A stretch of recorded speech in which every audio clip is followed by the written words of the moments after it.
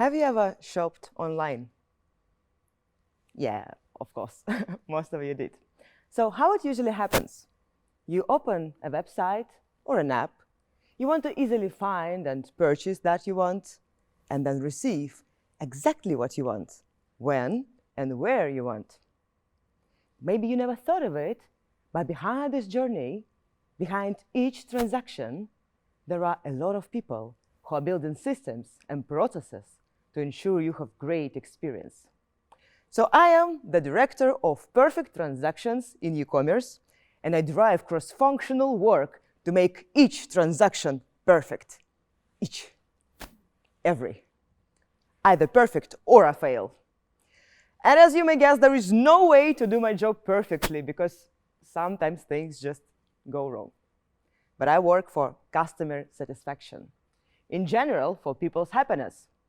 And for me, it's important to understand what people think, what they feel, what they want. I like asking random people about their satisfaction with life and their pain points.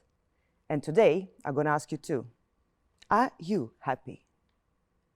The most interesting thing is that despite the level of satisfaction with our lives, we're sometimes confused and don't know what to answer. What do you mean, are you happy? Now? No, not now. In general, are you happy in general? I often hear, how can you measure happiness in general? You cannot be happy all the time. Yeah, you cannot feel happiness each moment. But why should some failures change our general definition of happiness? In fact, if you're rich and one day you lose $500, you're still rich. Agree? Why doesn't it work like that with happiness? 5 years ago, I started my research of people behavior, and I wanted to compare what we see in our operational metrics and what customers feel. I knew that we were delivering 97% of orders on time, but only 87% of customers who left the feedback claimed that we hit the promise. Interesting. 3% of orders are failed according to my numbers, and 13% of feedback are about delay, how it's possible. I checked both results, compared. There were no mistakes. Just customers with negative experience are more likely to fill in the survey. Could you imagine 4 times the difference? On average, we're 4 times more likely we'll share feedback in case if we're disappointed than satisfied. For my work is actually good. I have plenty of insights of customers' tips to review my processes and do my job better. And of course, we started using all these complaints as a gift, as an additional opportunity to improvements. By the way, don't worry, we don't see your personal information, only your review. Keep doing, we are reading it, it's important for us. Just sometimes we cannot fix all the processes in a short time. So, each morning, on my way to work, I used to read negative feedback. 1,000 new customers who were not satisfied with our work. 1,000 new different complaints each morning, like, I can't find what I want, promo doesn't work, the color is pink, not red, I don't like new ingredients, science is wrong, too much packaging, lack of packaging. We did not deliver a birthday gift for a kid. A boy was waiting for Lega Ninjaga and we just failed. One day, I woke up without any motivation to go to work because we had been doing our best to build a customer-centric company and still have big failures, so little things I just don't know how to fix. I was sitting alone with my frustration without any wise idea what to do next, and I started reading books about ways out of depression. And actually I found support in Feeling Good by David Burns, who described cognitive distortions, such as all or nothing thinking, overgeneralization, disqualifying the positive. I realized that all these appeared in my life, and I clearly saw my own attitude, which prevented me from functioning well, from doing what I had to do. So to give me more power, I opened another report, the report with positive feedback. And I noticed a lot of amazing things which I never thought before. Some customers were sending lovely doll houses they made from our packaging boxes. Some were sharing brand new recipe from our products. One lady noticed that she was so touched when our courier asked about the health of her daughter, who was sick 1 week ago. I smiled.